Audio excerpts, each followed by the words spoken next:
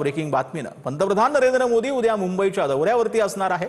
फ्रान्सचे राष्ट्राध्यक्ष Emmanuel Macron देखील उद्या मुंबईत येणार आहेत। पंतप्रधान मोदी आणि इमॅन्युअल मॅक्रॉन यांच्या लोकभवनामध्ये द्विपक्षीय बैठक देखील पार पडणार आहे। पंतप्रधान मोदींच्या दौऱ्यामुळे मुंबईतील रस्ते वाहतुकीत देखील मोठे बदल करण्यात आले।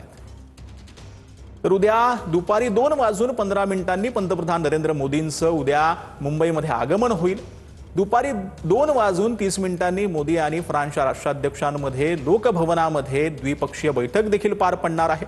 संध्याकाळी 5 वाजता पंतप्रधान नरेंद्र मोदी आणि फ्रान्सच्या राष्ट्राध्यक्षांमध्ये ताज हॉटेलमध्ये विविध कंपन्यांच्या सीईओंसोबत चर्चा केली जाईल।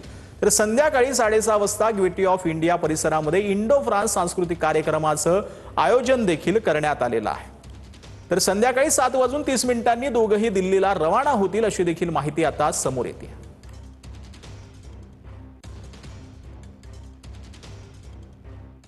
तर पंतप्रधान नरेंद्र मोदी आणि फ्रान्सचे राष्ट्राध्यक्ष इमॅन्युअल मॅक्रॉन यांना उद्या मुंबई दौऱ्यावरती ते येणार आहेत।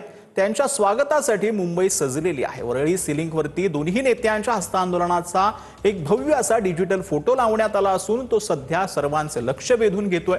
तर दोघांच्याही स्वागतासाठी मुंबईमध्ये बॅनर्स जे आहेत ते लावण्यात आलेले आहेत। तर बँड्रा वरळी सिलिंगवरून आढावा घेतला आमचे प्रतिनिधी निखिल चव्हाण यांनी।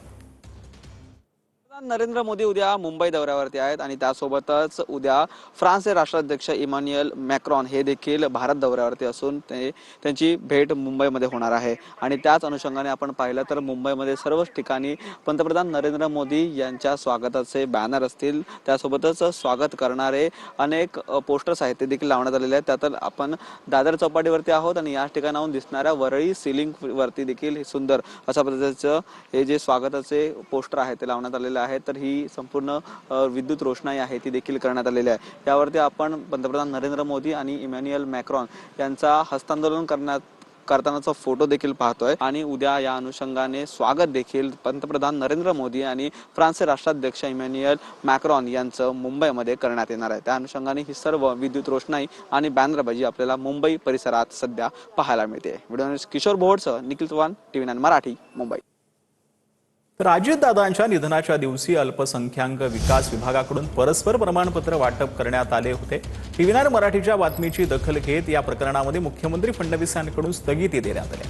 प्रकरणाची चौकशी उच्चस्तरीय अधिकाऱ्यांकडून करण्यात येणार असल्याची माहिती सूत्रांनी दिली आहे। तर अशा लोकांवर मकोका लावला पाहिजे असं वक्तव्य राज्य अल्पसंख्याक आयोगाचे अध्यक्ष प्यारे खान यांनी केलेलं आहे।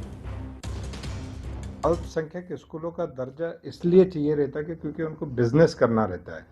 क्योंकि अल्पसंख्यकों को जो संविधान ने जो ताकत दी है वो ये है कि भाई आर्टिकल 30 में उनको किसी की भी यानी टीईटी के माध्यम से या किसी भी माध्यम से टीचर अपॉइंट करने की ज़रूरत नहीं है।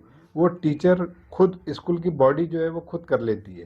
तो माइनॉरिटी की अगर आप स्कूलें देखें तो 95% स्कूल में आपको बोगसगिरी मिलेगी। तो मैं सरकार से मांगनी करना चाहता हूँ कि इन पे ऐसे लोगों पे मकोका की कार्रवाई की जाए। कांग्रेस ही तो ये माइनॉरिटी स्टेटस स्कूल की जन्मदाता है।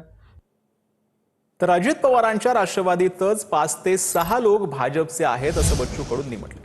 राष्ट्रवादीत राहूनच त्यांना राष्ट्रवादीला कमी करायचं आहे असं बच्चू कडूंनी म्हटलंय।